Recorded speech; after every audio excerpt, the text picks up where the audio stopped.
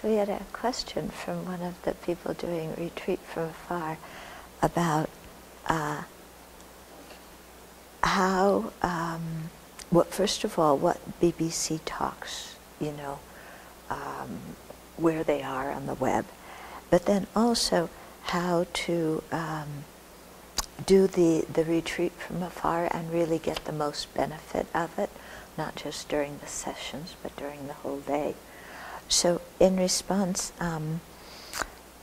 yeah, we no longer have Blip TV, so I think everything's on YouTube, right? Yeah, so you can go to YouTube. There's lots of teachings on YouTube. There's on the Sravasti Abbey homepage. There's a button that says watch videos online.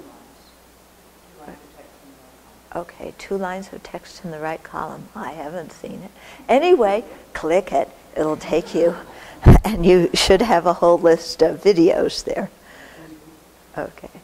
So, and then as to the second question, how to really get the most benefit from the retreat from afar. And this advice applies for people doing the retreat here too. I would say make your whole day retreat. In other words, in the morning when you get up, really set your motivation, thinking, you know, the most important thing today is I don't harm anybody, that I benefit others near and far in whatever big or small way I can, and to really do things with the bodhicitta motivation today as much as possible. And so to generate that motivation in the morning, take refuge, you know, before you even get out of bed.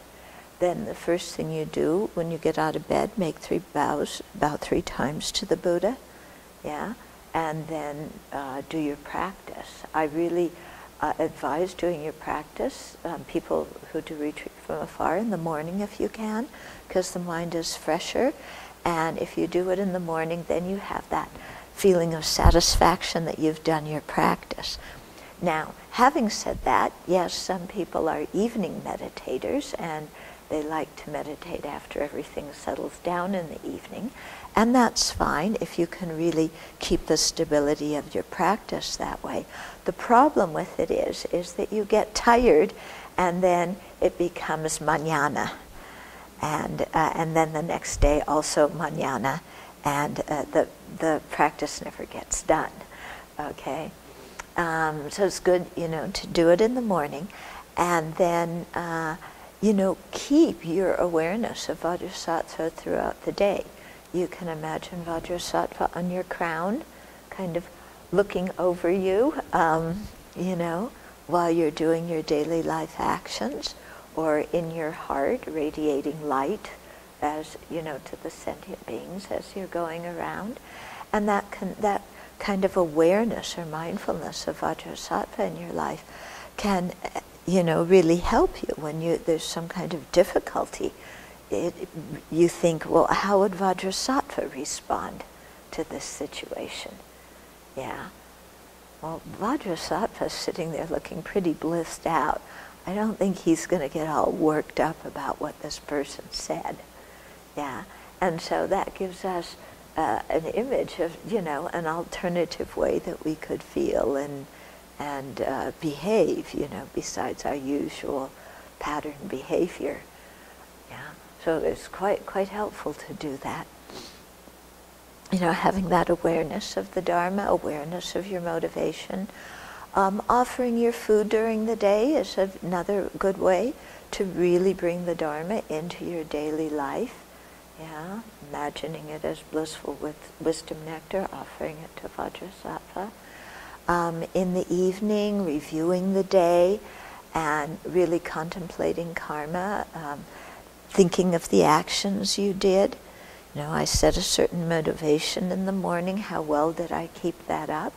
And really evaluating it, patting ourselves on the back when we did well, and, you know, purifying and developing an intention to change our behavior in the future for the times that we slipped up.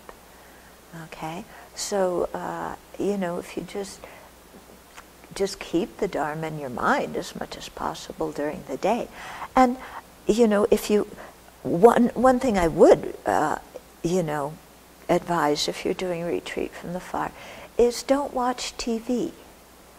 Yeah, first of all, because you sit down to meditate and all the TV programs and movies are going to be going through your mind. And second of all, you'll spend so much time, put it this way, you may spend so much time watching TV that by the time you get done, it's late and you don't feel like practicing because you're tired. Okay, so TV can become a way to space out, you know, a way we kind of relax, although how we think that watching violence and sex is relaxing, I haven't understood yet. Yeah, but people think watching TV helps them relax.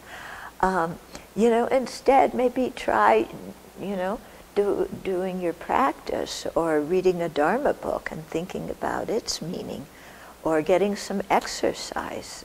You know, try relaxing in a way like that instead of what we call relax, meaning just fill your mind with all sorts of who knows what, litter, yeah.